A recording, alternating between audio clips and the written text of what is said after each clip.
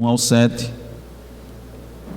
é o texto em que vamos nos basear, vamos expor nesta oportunidade, lembrando aos irmãos que, como anteriormente informamos, estes versículos, esses 7 versículos, eles serão expostos em 3 sermões. Nós já expomos o primeiro sermão. Nessa oportunidade, com a graça de Deus, vamos expor o segundo sermão, e na terceira oportunidade nós vamos concluir este contexto, ou seja, esta carta escrita à igreja de Éfeso. Diz, irmãos, a inerrante, infalível, autoritativa palavra de Deus: ao anjo da igreja em Éfeso escreve: estas coisas diz aquele que conserva na mão direita as 7 estrelas e que anda no meio dos 7 candeeiros de ouro. Conheço as tuas obras, tanto o teu labor como a tua perseverança, e que não podes suportar homens maus, e que puseste à prova os que a si mesmos se declaram apóstolos e não são, e os achaste mentirosos. E tens perseverança e suportaste provas por causa do meu nome, e não te deixaste esmorecer. Tenho, porém, contra ti que abandonaste o teu primeiro amor. Lembra-te, pois, de onde caíste, arrepende-te e volta à prática das primeiras obras. E se não, venho a ti e moverei do seu lugar o teu candeeiro, caso não te arrependas. Tens, contudo, a teu favor que odeias as obras dos nicolaítas, as quais eu também odeio. Quem tem ouvidos, ouçam o que o Espírito diz às igrejas. Ao vencedor, dar-lhe-ei que se alimente da árvore da vida, que se encontra no paraíso de Deus. Amém. Vamos orar, irmãos, mais uma vez. Senhor nosso, Deus santo, Deus de toda graça, Deus de todo favor, Deus muito longânimo, ó Deus, é pela tua longanimidade, Senhor, pela tua benignidade que nos encontramos nesta oportunidade, nesta noite, Senhor, para falar da tua parte. É a tua graça que recaiu sobre nós e que nos dá a condição, ó Deus, de abrir a tua santa lei, os teus decretos, os teus preceitos, as tuas veredas, os teus caminhos, os teus juízos, e pronunciá-los, ó Deus, nessa oportunidade. E o fazemos, ó Deus, com temor e tremor, assim como lemos, ó Deus, na chamada adoração. Nos pomos aqui para te adorar, Senhor, com tremor, não com medo, não com o medo do pavor, mas, ó Deus, com temor, com reverência a ti, ó Deus, a tua santidade, reconhecendo, ó Deus, toda a tua perfeição, quem tu és e quem nós somos. Assim nos apresentamos a ti, com tremor, ó Deus, da tua palavra, dos teus ensinos, porque sabemos, ó Deus, que é verdade, sabemos que é a espada de 2 gumes, que penetra, Senhor, profundamente, sabemos que é infalível, sabemos que o céu e a terra vão passar, mas elas não passarão, elas se cumprem, elas se realizam. Todo o teu decreto, ó Deus, ele vai se cumprir, ele vai se realizar. Aquilo que o Senhor pronunciou vai acontecer, aquilo que o Senhor anunciou certamente acontecerá.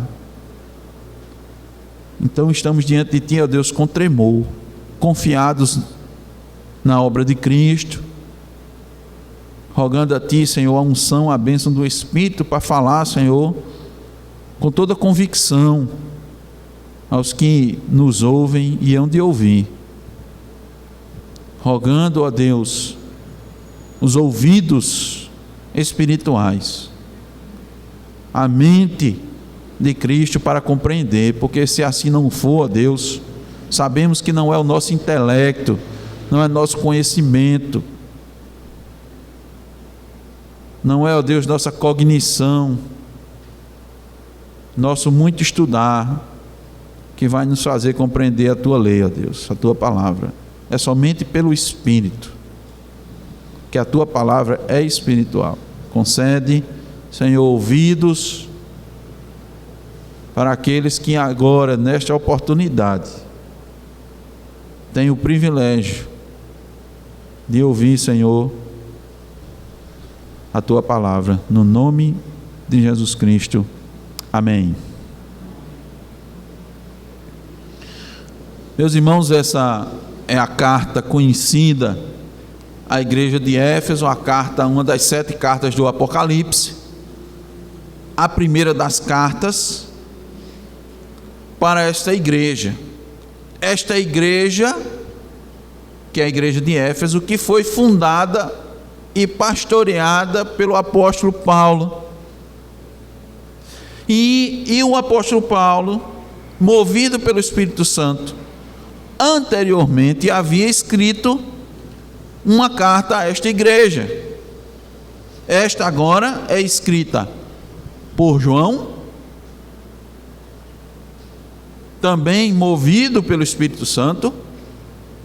Nós lembramos da passagem lá em Pedro que diz que toda a escritura foi dada por Deus, e homens santos falaram da parte de Deus, movidos pelo Espírito Santo. Então o Espírito Santo os moveu, os dirigiu, os conduziu a escrever. Lembre-se que eles não estavam assim inspirados pelo Espírito Santo. Alguns entendem assim que eles, inspirados pelo Espírito Santo, escreveram. Não. Por que não? Porque não, a carta não é inspiração, da inspiração humana. Os homens foram movidos pelo Espírito Santo para escrever. Por isso que as cartas têm características dos seus escritores. Eles não fogem, né?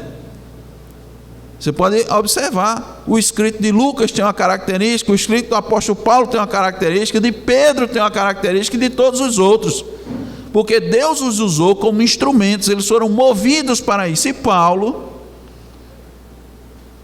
escreveu algo crucial para esta igreja, só que cerca de 40 anos antes. Preste bem atenção, irmãos, não se passou muito tempo da escrita do apóstolo Paulo para a igreja de Éfeso até essa escrita de João para a mesma igreja. 40 anos apenas. E o que ele escreveu de tão crucial? Ele disse que era dever de todo cristão e da igreja buscar conhecer a imensidão do amor de Cristo. Os irmãos vão lembrar, vão entender a importância disso. Veja, buscar conhecer a imensidão do amor de Cristo. A igreja de Éfeso começou muito bem. A igreja de Éfeso tinha esse amor, tanto é que ele foi enaltecido, elogiado pelo apóstolo Paulo, mas Paulo disse: não parem, continuem buscando, continuem de forma intensa.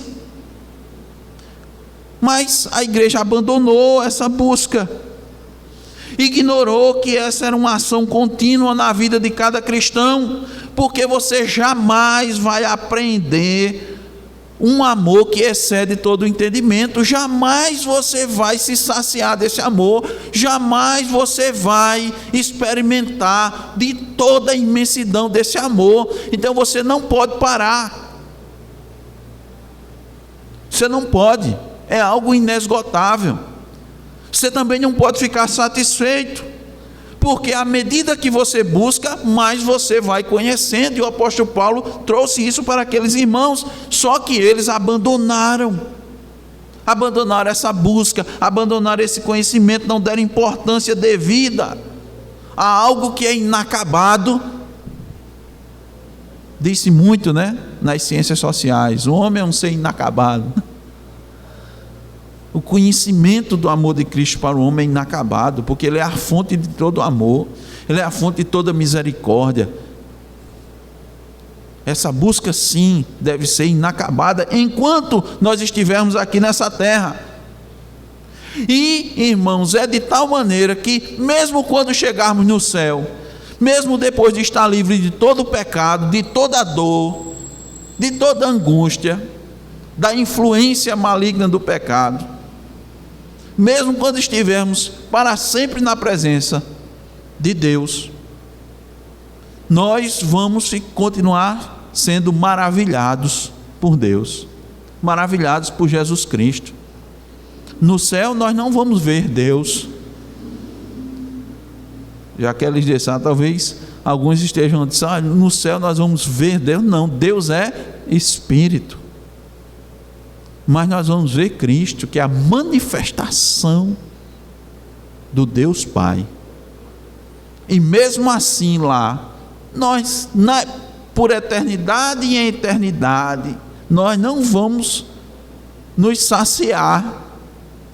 Nós vamos estar sempre preenchidos, não que nos falte algo, mas vamos estar o tempo todo na presença do nosso Deus, louvando e engrandecendo ao nosso Deus. Então, meus irmãos, essa foi uma das tônicas que o apóstolo Paulo colocou na sua carta aos irmãos de Éfeso. E quando fizemos a primeira exposição nesses versículos, nós buscamos responder a essa pergunta. Os irmãos de Éfeso deixaram o seu primeiro amor. Então, como a igreja pode voltar ao primeiro amor? E nós obtivemos naquela oportunidade duas respostas. Como a igreja pode voltar ao primeiro amor? Primeiro, reconhecendo o seu erro. Isso está lá no versículo 4. Tenho, porém, contra ti que abandonaste o teu primeiro amor. Reconhecer que esfriou do amor a Cristo, esfriou do amor aos irmãos. Seu testemunho já não era mais fervoroso, eles não tinham mais garra, não tinham mais vigor. Nós mostramos aos irmãos que quando Cristo nos chama, irmãos, para a igreja, para fazer parte da igreja, Ele nos chama para fazer parte do exército. E quem compõe exército é soldado. É soldado. E o soldado, ele precisa ser, no exército onde Cristo é o general, ele precisa ser um soldado conquistador. Porque ele está ali para avançar o reino, para expandir o reino de Deus, para avançar sobre o domínio das trevas. Aqueles irmãos, fizemos uma comparação de Éfeso, de soldados conquistadores, eles passaram a ser vigilantes de depósito de materiais. Ao invés de estar no fronte de batalha, eles estavam lá no quartel, mas não estavam tomando conta da sala das armas, não. Porque para tomar conta da sala das armas também tem que ser um soldado valente. Eles estavam tomando conta do quarto de despensa. Se alguém viesse e roubasse, não, era produto usado, não tem problema. Isso foi o que aconteceu com aqueles irmãos. Eles não tinham mais garra. Por quê? Por causa do amor. O amor a Deus. A outra maneira que a igreja podia voltar ao primeiro amor está no versículo 5, a parte A, que mostra sobre a necessidade de retorno, reconhecer que precisa retornar. Porque reconhecer um erro é uma coisa, mas muitos param no reconhecimento do erro, e ali ficam, nós erramos, e depois? Nós precisamos o quê? Retornar de onde paramos.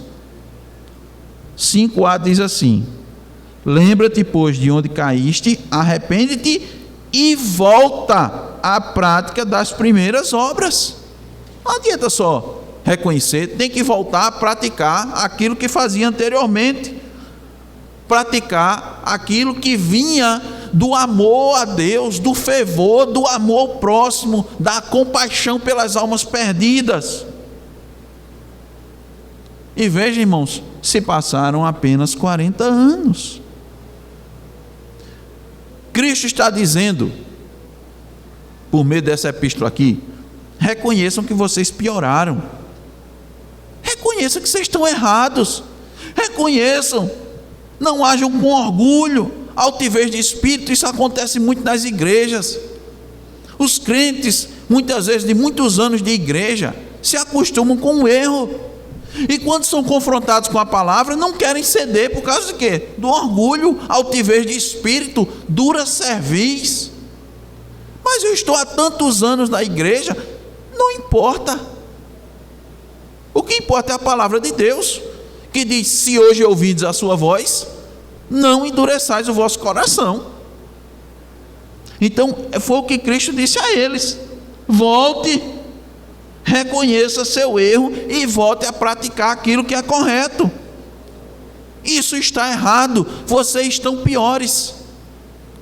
E os de Éfeso podiam alegar, né? Mas nós estamos aqui na igreja, a igreja está cheia, nós estamos realizando todas as nossas atividades. E Cristo disse: volte, você está errado. O que você está fazendo hoje não é pelo verdadeiro amor. Volte ao primeiro amor.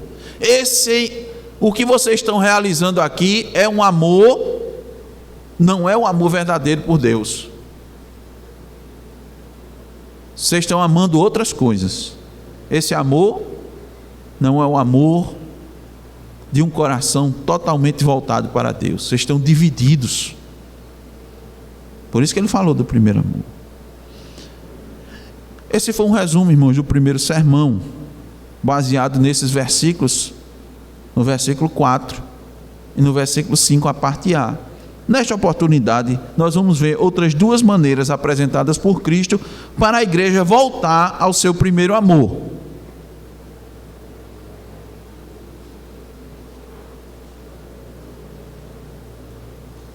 Uma delas é reconhecer que Cristo detém o poder sobre a igreja.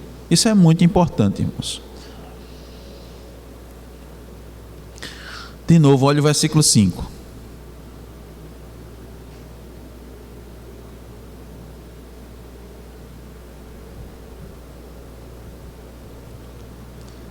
A parte A diz: lembra-te, pois, de onde caíste, arrepende-te e volta à prática das primeiras obras.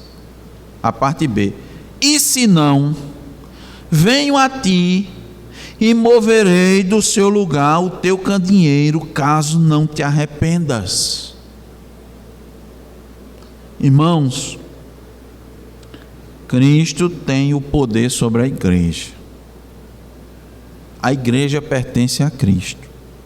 E Ele faz da igreja aquilo que Ele bem entende. João escreveu essa carta a quem, meus irmãos? Ao pastor dessa igreja. Olha o versículo 1. Apocalipse 2:1 diz: ao anjo da igreja em Éfeso escreve. O anjo da igreja é o pastor.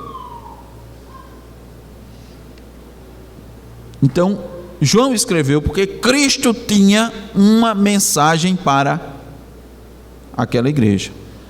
Que é que quando Cristo quer falar à igreja, o que é que ele faz? Ele dirige o pastor para falar à igreja. É assim. É o anjo da igreja. Então, escreve ao anjo da igreja. Estas coisas diz aquele que conserva na mão direita as 7 estrelas e que anda no meio dos 7 candeeiros. Quem é este? Cristo.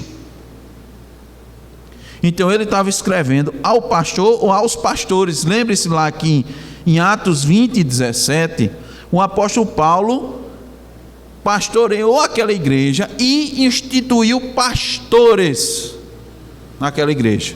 Atos 20:17 diz assim: de Mileto, Paulo mandou chamar os presbíteros da igreja de Éfeso. Os presbíteros são os pastores. Então, a igreja tinha mais de um pastor, o que é muito comum, irmãos. Então, essa carta foi dirigida ao corpo de ministros, possivelmente ao pastor que era o pastor que presidia.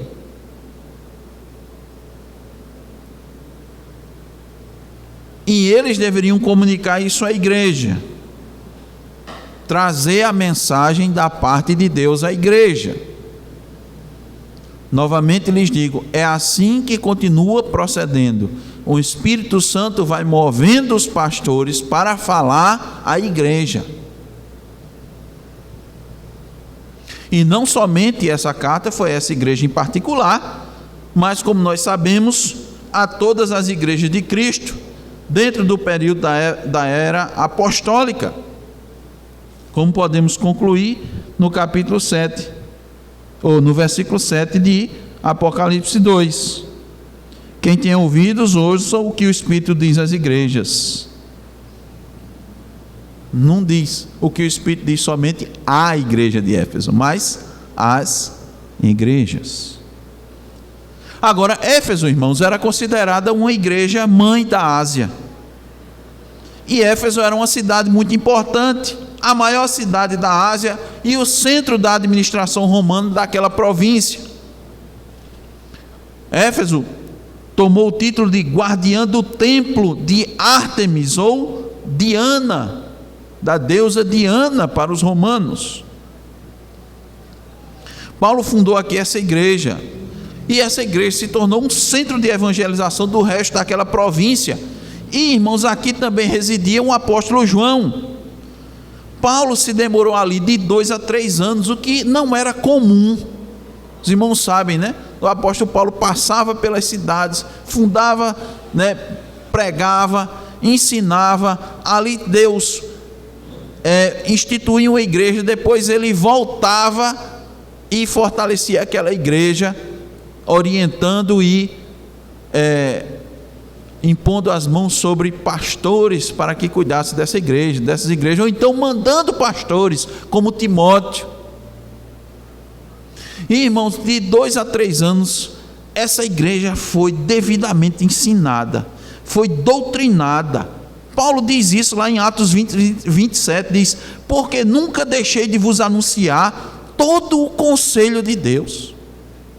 Todo o desígnio de Deus aquela igreja recebeu, ou seja, não recebeu parte dos ensinamentos, parte das doutrinas, mas todas as doutrinas fundamentais, todos os ensinos fundamentais, ela foi dado. Como também Paulo ensinava, irmãos, de casa em casa. No versículo 20 do capítulo 20 diz: vocês sabem, isso de Atos, vocês sabem que não deixei de pregar-lhes nada que lhe fosse proveitoso, mas ensinei-lhes tudo publicamente e de casa em casa. O que é que acontece o que é que se dá com isso, irmãos? Quando uma igreja é ensinada em todo o desígnio de Deus, inclusive o pastor indo nas casas, uma igreja fundamentada na rocha, fundamentada na doutrina dos apóstolos, como a igreja primitiva está lá em Atos 2:42, uma igreja com fervor por Cristo, uma igreja apostólica que ama a Cristo, ama seus irmãos, que tinha um forte desejo, um anseio de mais conhecimento de Cristo.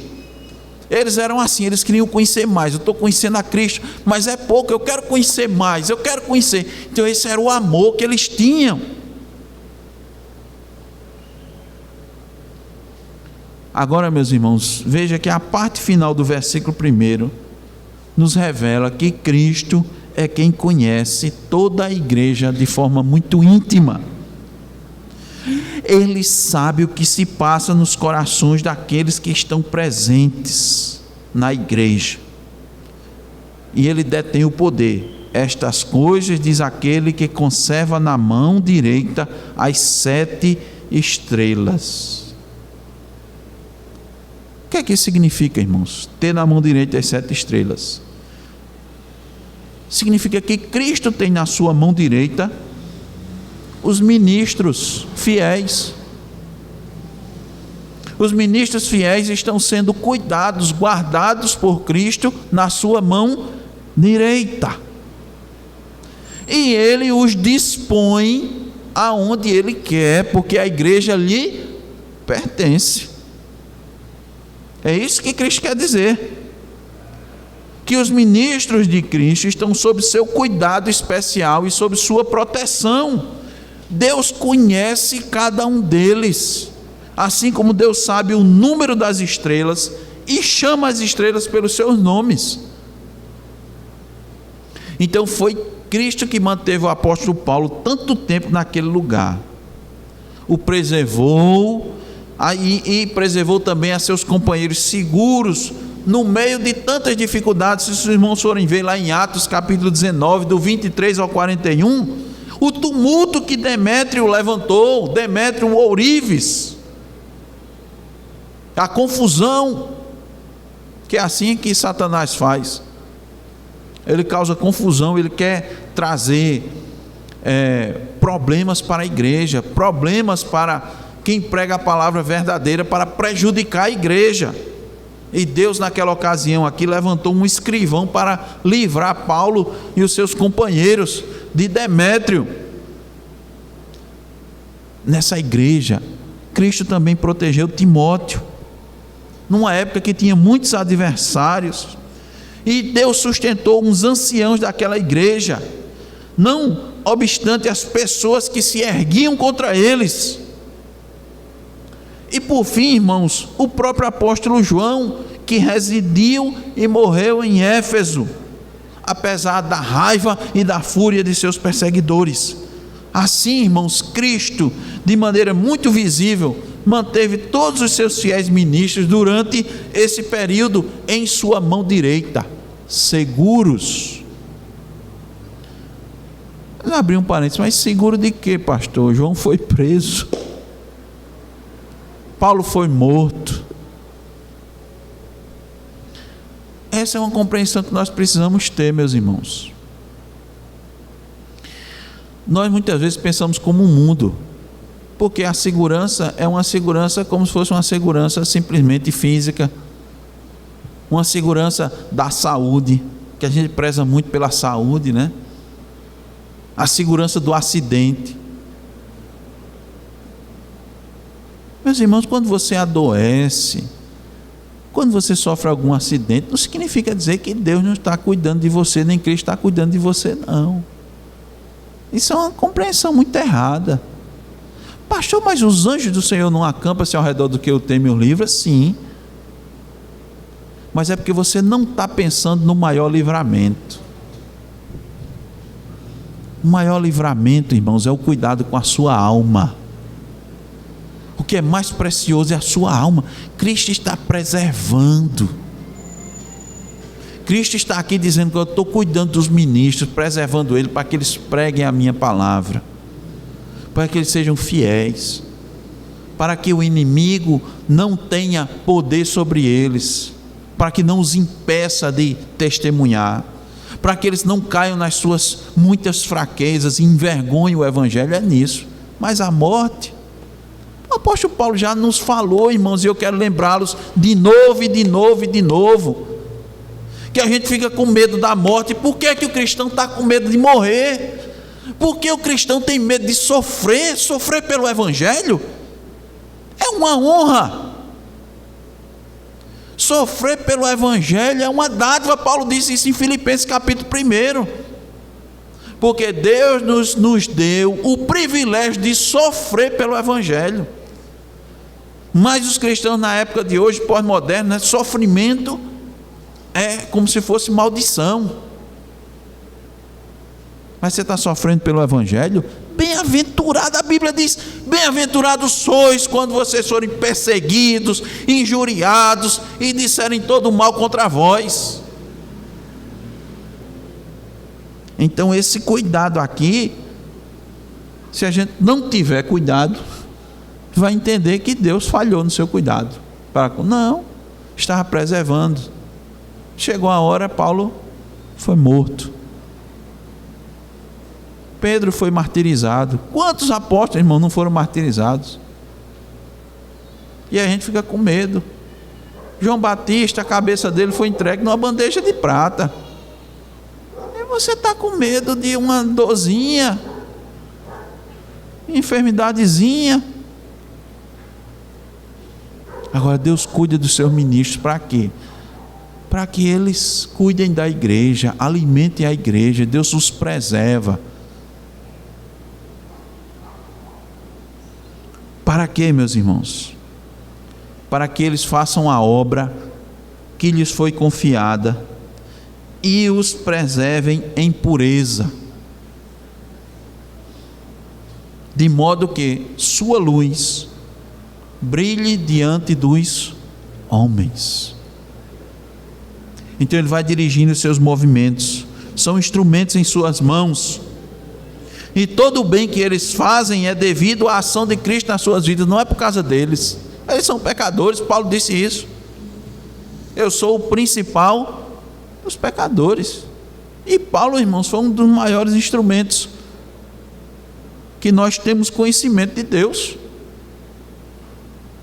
Então veja, irmãos, voltando à parte B do versículo 1, diz assim, a parte final: e que anda no meio dos 7 candeeiros de ouro. Cristo anda no meio dos 7 candeeiros de ouro.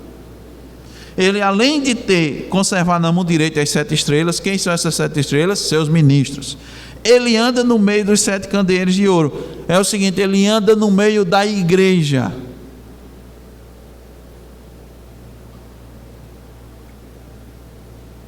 Ele conhece os seus. Os candeeiros são os seus, sua igreja, aqueles que brilham a luz de Cristo nas suas vidas. Então aqui está dizendo, João está dizendo que a relação de Cristo com suas igrejas é de intimidade. Cristo está intimamente presente e familiarizado com suas igrejas. Ele conhece o estado das igrejas e ele se deleita com os santos. Embora Cristo esteja no céu, ele anda no meio de suas igrejas na terra, observando o que está errado com elas. Disse Matthew Henry, porque a igreja é a sua esposa e ela deve estar preparada para o momento das bodas, não é assim? E o esposo espera que sua esposa esteja fiel, permaneça fiel, honesta e pura. E o próprio esposo, que é Cristo, trabalha pela igreja, para que ela esteja assim no grande momento, no grande dia. E como é que ela vai, como é que a esposa vai permanecer pura e sem mácula? Como é? Cristo diz, eu concedo dons aos homens. Efésios capítulo 4, a partir do versículo 11, diz assim, e ele mesmo concedeu uns para apóstolos. Ele mesmo quem? Cristo. Isso é o próprio Cristo. Concedeu uns para apóstolos, outros para profetas, outros para evangelistas e outros para pastores e mestres, com vistas ao aperfeiçoamento dos santos para o desempenho do seu serviço, para a edificação do corpo de Cristo, até que todos cheguemos à unidade da fé e do pleno conhecimento do Filho de Deus, à perfeita varonilidade, à medida da estatura da plenitude de Cristo, para que não mais sejamos como meninos agitados de um lado para o outro, levados ao redor por todo vento de doutrina, pela artimanha dos homens, pela astúcia com que induzem ao erro. Mas, seguindo a verdade em amor, cresçamos em tudo naquele que é a cabeça, Cristo, de quem todo o corpo, bem ajustado e consolidado pelo auxílio de toda junta, segundo a justa cooperação de cada parte, efetua seu próprio aumento para a edificação de si mesmo em amor. Como é que a igreja vai ser cuidada? Cristo cuida dos seus ministros para que cuidem da igreja. E não só eles, concede dons aos homens, a todos os homens, concede dom a todos os que fazem parte da igreja, para que cooperem uns com os outros, para que essa igreja cresça. Cresça em quê? Cresça na unidade da fé, no conhecimento do Filho de Deus, na perfeita varonilidade, na medida da estatura da plenitude de Cristo. É para isso. Então, meus irmãos, para retornar ao primeiro amor, é preciso reconhecer que Cristo tem todo o poder sobre a igreja, que Ele zela pela igreja e deseja o seu aperfeiçoamento. Então você tem que trabalhar também para o aperfeiçoamento da igreja. Como é que eu vou fazer isso? Use os seus dons e os talentos que você recebeu. Tudo que você faz, toda a sua capacidade, toda a sua habilidade, ela vem de Deus, não é sua. Deixa eu repetir novamente para os irmãos. Aquilo que Tiago, o irmão de Jesus Cristo, escreveu na sua carta: toda boa dádiva e todo dom perfeito vem lá do alto, do Pai das luzes, onde não há mudança nem sombra de variação alguma. Então tudo que você tem, você dá graças a Deus. E tudo que você tem, todo o seu ser, você destina para o reino de Deus. É assim que o cristão deve fazer. O que é que Deus me deu? Que condição Deus me deu? Que habilidade? O tempo que eu tenho? Os recursos que eu tenho? Qual é a prioridade da minha vida? Buscar em primeiro lugar o reino de Deus. Você não há mais deste mundo, você não vive mais neste mundo, você não pertence mais nesse mundo. Todo o seu ser tem que ser dirigido, tem que ser voltado para o reino. Essas coisas aqui vão passar. Você está aqui com uma missão, você está com um propósito. Deus lhe coloca na igreja com um propósito: ser servo. Onde é que eu vou atuar? Aí Cristo disse: eu tenho a igreja na minha mão, eu dei dom a você, eu dei essa capacidade. O que é que você tem? Tenho isso e aquilo, eu lhe dei. Você não conseguiu com o seu braço, com a sua força, você não conseguiu com a sua inteligência, você não conseguiu porque você estudou muito, porque você se aperfeiçoou, é porque eu lhe dei. Mas você se esforçou? Sim, porque também eu lhe dei a condição de você se esforçar. A gente precisa lembrar aquilo que o próprio Moisés disse a Israel antes deles conquistarem a terra prometida: quando vocês estiverem lá desfrutando da terra que mana leite e mel, das casas que vocês não construíram, das árvores que vocês não plantaram, não diga: foi o meu braço que conseguiu. É a mesma coisa nos dias de hoje. Então a gente não pode esquecer disso. O que nós temos foi Deus que nos deu. O dom e o talento foi Deus que nos deu. Para quê? Para a edificação do corpo de Cristo, para a edificação da igreja. Isso é um privilégio, uma responsabilidade da igreja, que também devem atentar para os ministros, ouvir aquilo que eles têm que lhe dizer. Por quê? Porque Deus cuida deles. Cristo os dispõe para servir a igreja, e a igreja deve saber dessa consideração que Deus tem pelos seus. Em Hebreus 13, versículo 7, diz assim, irmãos: lembrai-vos dos vossos pastores, que vos falaram a palavra de Deus, a fé dos quais imitai, atentando para a sua maneira de viver. 17, obedecei a vossos pastores e sujeitai-vos a eles, porque velam por vossas almas, como aqueles que hão de dar contas delas, para que o façam com alegria e não gemendo, porque isso não vos seria útil. Como a igreja pode voltar ao primeiro amor? Em primeiro lugar, reconhecendo que Cristo detém o poder sobre a igreja. Em segundo lugar, reconhecendo as consequências de se manter no erro.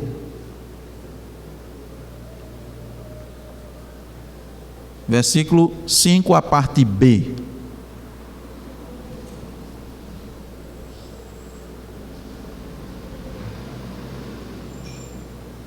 E se não, venho a ti e moverei do seu lugar o teu candeeiro, caso não te arrependas.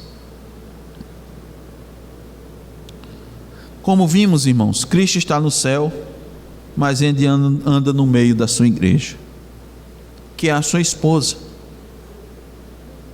que deseja que ela esteja sem ruga nem mácula.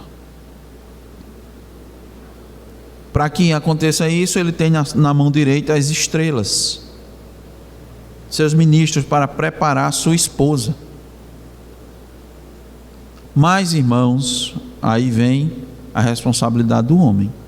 Se os meios de graça são desprezados pela igreja, se a mensagem não é recebida de coração, se a presença da graça e do Espírito de Cristo é desprezada, espere também o desagrado de Cristo, o desagrado de Deus. Ele vem e ele está presente. Agora, ele pode vir com bênção e ele pode vir também em julgamento. É isto que nos diz a parte B do versículo 5. Ele vem de repente, normalmente de forma surpreendente, quando não se espera, principalmente para aqueles que estão em falta com Deus, os cristãos relaxados e os falsos cristãos, aqueles que não vivem em conformidade com a palavra de Deus, eles vão ser pegos de surpresa. Por quê? Porque eles estão relaxados, eles não enxergam os sinais que Deus envia, eles não conseguem ver os alertas que Deus manda para a sua igreja. Por quê? Porque a pessoa está tão envolvida consigo mesma, a pessoa está satisfazendo as suas vontades, a pessoa está acalentando pecados. Sabe aquela questão de pecado de estimação? Tem muito crente que tem pecado de estimação. Nós, inclusive, irmãos, colocamos no boletim, na parte da reflexão, atentem bem para isso aí. Pequenos pecados são como pequenos ladrões, abrem as portas para os maiores. Isso não, esse pecado é pequeno, não é um pecado muito grande não, né? Fulano peca mais, o pecado dele é grande. Pronto. Então deixa um pecado pequeno entrar, como um ladrão bota alguém pequeno na casa para abrir a porta para que um grande entre. Aqueles que estão interessados nas suas realizações, aqueles que ouvem a palavra, mas não se autodisciplinam, esses vão ser pegos de surpresa, e Cristo vai vir sobre eles com julgamento. Tem gente que está tão voltado para a sua própria vontade, que ele sequer, na verdade ele é como Balaão.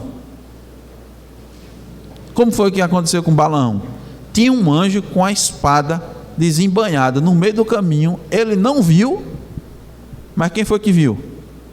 Uma jumenta.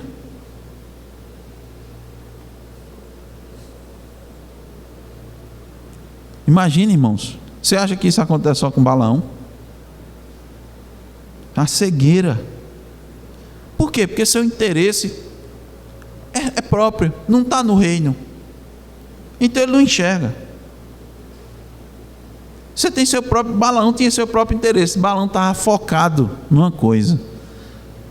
Aí você diz, mas a gente lê, né, Balaão, e Deus mandava fazer, e ele estava fazendo, pastor. Deus disse, vá para lá, ele foi. Deus disse, só fale o que eu disser, e ele foi. E no meio do caminho, o anjo queria matá-lo, o que foi? Era o coração dele. Ele estava fazendo as coisas, mas o interesse dele não era o interesse de Deus.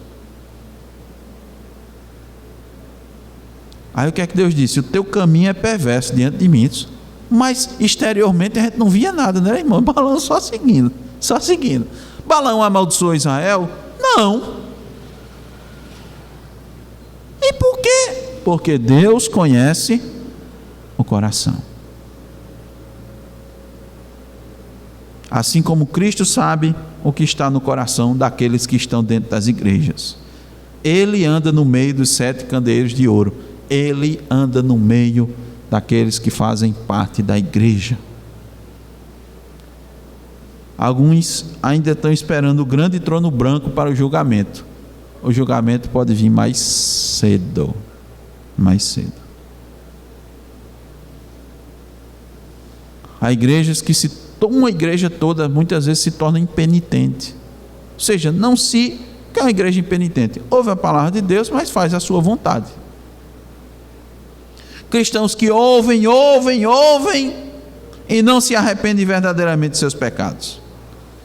Pessoas insensíveis à mensagem. Ouvem a mensagem não faz mais efeito na sua vida. Coração duro e mente cauterizada.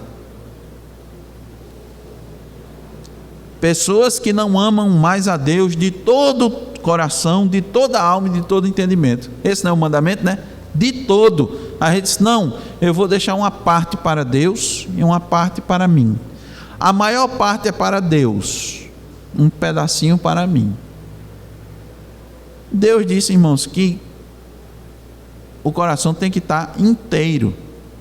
Integridade de coração, quer dizer, coração inteiro, completamente voltado para Deus. São esses cristãos que não amam mais seu irmão, de modo a se colocar no lugar dele, que são insensíveis às suas necessidades, que ajudam, sim, ajudam, mas faz como uma coisa assim já rotineira. Não é pelo verdadeiro amor. Pessoas que falam de Cristo e até evangelizam, mas não com o fervor do coração, não com o interesse de glorificar a Deus, mas de fazer a obra. Estou fazendo a obra. Não esqueça disso. Esses aí que estão fazendo a obra para mostrar que estão fazendo, nunca vão receber da parte de Deus, nunca vos conheci. Foi o próprio Cristo que disse isso. Olha lá em Mateus capítulo 7, a partir do versículo 21, 22, você vai ver isso. Se não tiver com a verdadeira disposição, não está com o verdadeiro amor. Abandonou o verdadeiro amor. E Cristo vai vir sobre estes com juízo. E a mensagem é essa: moverei do seu lugar o teu candeeiro. Todos nós sabemos o que é candeeiro, né? E o que é que significa tirar, remover do lugar o candeeiro? É tirar o evangelho genuíno, irmãos. É tirar os crentes verdadeiros daquela igreja. Deus vai tirando. Irmãos, olha, nós somos sal da terra e luz do mundo. Tira o sal e tira a luz, você sabe o que acontece. Tira os cristãos verdadeiros de dentro de uma igreja, que é que ela se torna? Igreja nominal. Tira o candeeiro, tira o evangelho, tira os crentes verdadeiros, tira os seus ministros fiéis. Aí para muitos não é nada não, ainda tem gente, olha, saiu, mas tem gente, saiu 10, vieram 15. Tu acha que Deus não está abençoando nossa igreja? Vieram mais do que saíram. Eu digo, e os que chegaram são crentes fiéis? E os que saíram eram fiéis? Se Deus está tirando os crentes fiéis da igreja, meu irmão, Deus tira, pastor, tira. Ele não move do lugar. Ele tira. Como é que ele tira, pastor? Bom, uns ele leva para a glória. Chegou o teu tempo, meu querido, chega, entra na glória. O outro, eu vou tirar você daqui. Toma, meu filho, vá trabalhar em outro canto. Sai daí. Meu filho, vai estudar em outro lugar. Sai daí. Ele não faz isso não. Ele está na mão dele. E o pastor, não. O pastor saiu, foi para outro lugar. Não tem nada não, vem outro. Fiel.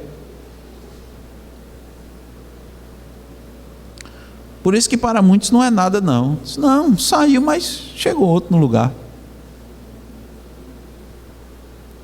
Irmãos, Cristo é quem tem na mão direita as 7 estrelas. Se Ele remove a pregação verdadeira de uma igreja, ela fica na escuridão. Pode ter iluminação em LED, mas ela fica na escuridão. Vai experimentar uma escuridão espiritual.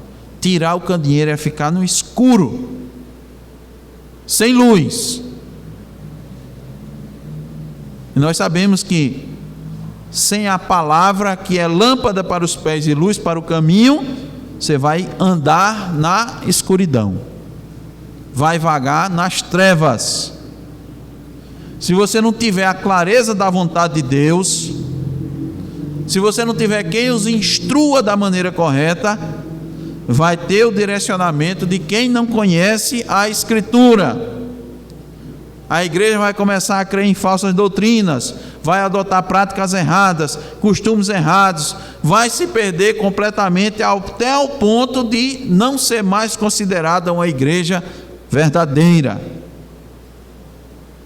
Vai ser uma igreja nominal, só no nome. Lembra de Sardes?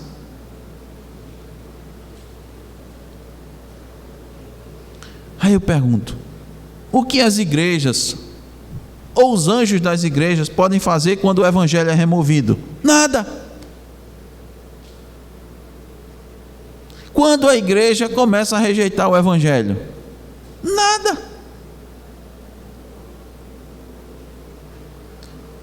Quando a igreja não serve mais a seu mestre com todo o amor, com todo o coração, com toda a dedicação, ela vai morrendo. Está viva, tem nomes de viva, mas estás morta. É assim, meus irmãos, olha, entenda, compreenda como Deus cuida da sua igreja, primeiramente pela sua palavra. Infelizmente, eu repito, a palavra genuína está cada vez mais escassa, rara no púlpito das igrejas. Preste atenção na liturgia dos cultos. Cântico, oração, cântico, testemunho, cântico. Pode ir. Palavra, 20 minutos. 30, está muito, pastor. Depois que termina de pregar, canto. Aí encerra. Uma igreja se sustenta pela palavra. É o alimento. É o alimento. É o verbo. Nem só de pão viverá o homem, mas de toda palavra. Quando Deus queria punir Israel, Ele deixava Israel sem a palavra.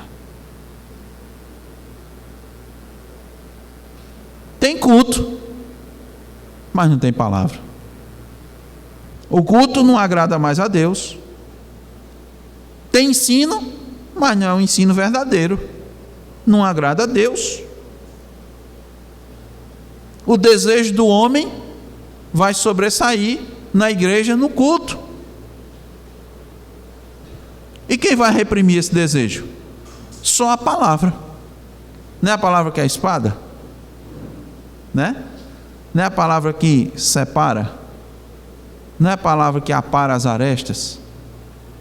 Não é a palavra que é a lâmpada? O que é mais valioso, mais depurado do que ouro? É o quê? A palavra. Diz, a lei do Senhor. Salmo 19, lê o Salmo 19. A lei do Senhor é perfeita e restaura a alma.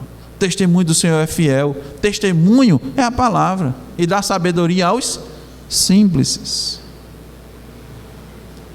Toda a escritura é inspirada por Deus e útil para o ensino, para a repreensão, para a correção, para a educação na justiça, a fim de que o homem de Deus seja perfeito e perfeitamente preparado para toda boa obra. Sem palavra o homem não é perfeito. Sem palavra o homem não chega a crescer, à semelhança de Cristo. Entende, irmãos? Senão eu venho e tiro a luz, tiro o candeeiro, tiro a iluminação. Vocês vão andar nas trevas. Sem a palavra, coisas estranhas começam a ser adotadas na igreja. Coisa que você não encontra na Escritura. Mas os homens pegam a Escritura para justificar. Por quê? Porque estão na escuridão. Interpreta errado. Eu costumo dizer aos irmãos, né? A Bíblia, irmãos, é a mãe das heresias, das falsas, das falsas igrejas, das falsas doutrinas. É a Bíblia. Qual é a diferença? Interpreta errado e pronto. Você tem a base para a heresia.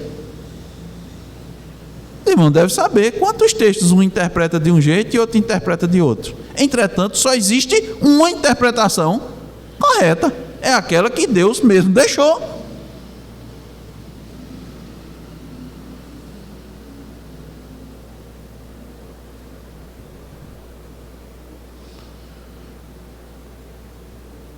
É assim, irmãos. Quando Deus tira os candeeiros, tira a palavra. Tem igreja, mas ela vai estar morta, porque seu candeeiro foi removido. Para os homens pode servir, mas para Deus não. Serve para você vir. Como eu disse, a igreja está aberta, o pessoal está cantando, estão ensinando, estão pregando, mas de nada adianta. Para Cristo, essa igreja morreu. Não cumpre seu propósito. Ela não age com a motivação correta. Qual é a motivação correta? O primeiro amor. O amor a Deus de todo o coração, de servi-lo, de agradá-lo, e o amor ao próximo como a si mesmo. Concluindo, meus irmãos, Cristo anda no nosso meio, Cristo conhece os nossos corações, Ele sabe por que nós estamos aqui nessa noite, Ele sabe por que você está aqui nessa noite. Ele sabe qual é a razão que você veio aqui a esse lugar. Eu não sei, nem ninguém que está perto de você sabe. Mas Cristo, que anda no meio dos 7 candeeiros, sabe.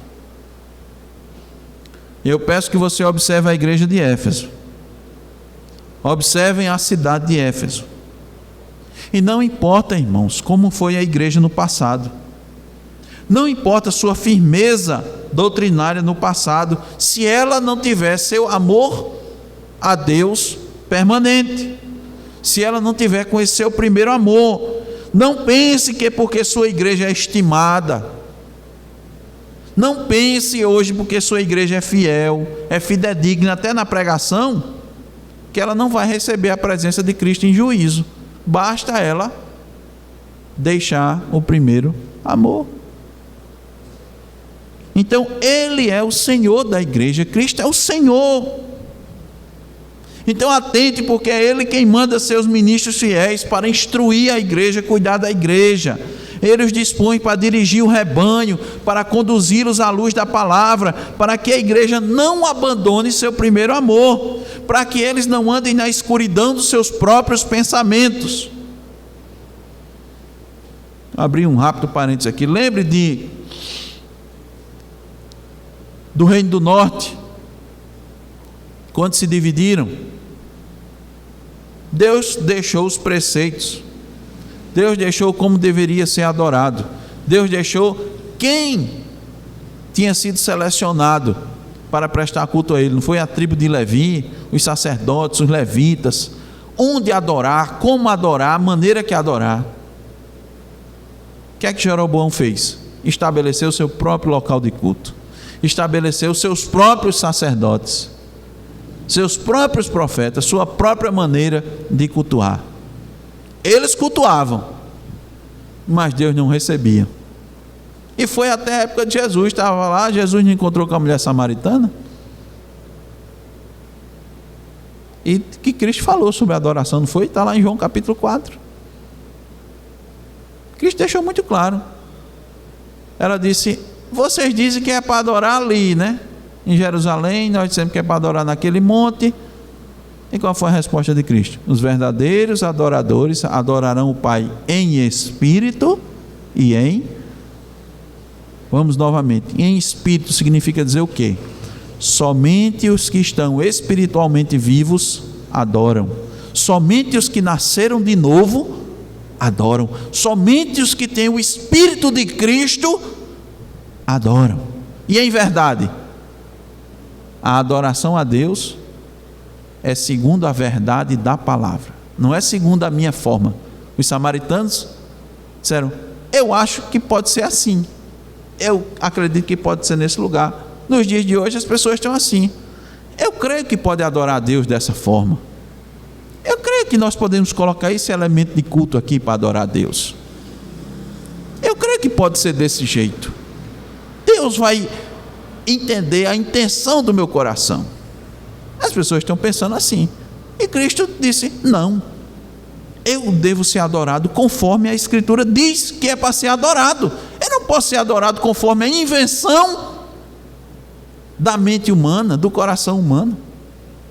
Então eu entendo que aqui vai ser bonito, então eu vou estabelecer agora um novo elemento de culto. Irmãos, o culto os elementos de culto são oração, leitura da palavra, pregação da palavra, as ordenanças, batismo e ceia, cântico da palavra, confissão, votos. Esses são os elementos de culto que foram deixados na palavra. Qualquer outra coisa é invenção humana. Procure nas Escrituras. Procure para ver se na igreja primitiva você tinha outras coisas nas quais Deus era adorado. Não, porque Deus prescreveu. No Antigo Testamento Deus não prescreveu, irmãos. Tudo como ele era adorado. O sacerdote entra aqui, faz desse jeito, o povo chega. A oferta é assim, um cordeirinho, assim, desse jeito, uma oferta de manjares, uma oferta de gratidão. É assim, Deus prescreveu tudo certinho. Os irmãos acreditam que no Novo Testamento Deus ia dizer: faça, meu filho, do jeito que você quiser, adore do jeito que você quiser, onde é o Espírito do Senhor, a liberdade. Não, irmãos, eu vou ser adorado da maneira que eu quiser ser adorado. Esse é Deus. Esse é o Deus soberano, soberano em tudo. Então, meus irmãos, quando Deus tira a luz, o povo adora do jeito que quer, vive do jeito que quer, serve a Deus do jeito que entende. Como no tempo de Juízes, cada um fazia o que achava correto. Por quê? Não tinha a direção de Deus. Entendeu? Quando Deus tira o candeeiro. Quem eram os candeeiros daquela época? Os irmãos devem lembrar que a gente viu Josué todinho. Josué e os anciãos que eram fiéis. Eles mantinham o povo em aliança com Deus. Quando esses morreram, a geração que se levantou desprezou. Aí vem aquele período terrível de Juízes. Bom, Deus teve misericórdia, levantava um, não era? Levantava Gideão, Jefté, Sansão. Não foi assim? Concluindo, irmãos, não duvidemos do juízo divino. Não tentemos Deus no limite da sua misericórdia. Caso contrário, nós vamos receber a sentença. Cristo aqui é claro. Esse é Cristo falando, irmãos. Se não, venho a ti e moverei do seu lugar o teu candeeiro.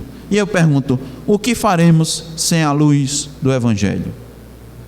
O que faremos? Por isso, irmãos, jamais deixemos o primeiro amor. Amém. Amém. Vamos orar.